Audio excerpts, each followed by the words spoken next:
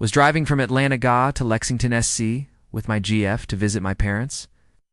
I like to drive at night since there are less people on the road and I can take my time.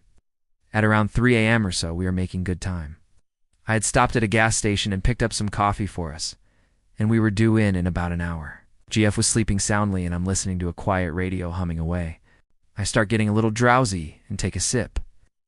Road was just as my coffee. No cars in sight except for a spotted few on the side of the road here and there. In the distance, I can make out what looks like a hitchhiker, or what I think is one, but can't really tell due to such low light. As I get closer, I start to notice other things. Like how the person is kind of thin and tall and completely, for the most part, apparently brown.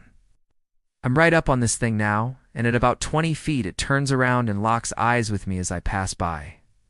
This was no person, and it is the most terrifying thing I have ever seen in my life. It was a deer. Or I tell myself it was.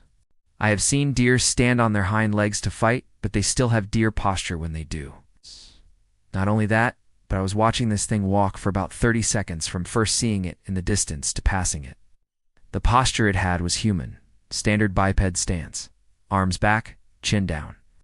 But the worst part was the eyes, or lack thereof.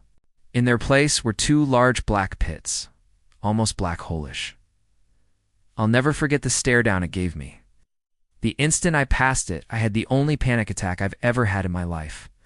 I had to wake up my GF to keep calm enough to get to an exit with a large gas station a few miles away. Like hell, I was going off a ramp close to that thing.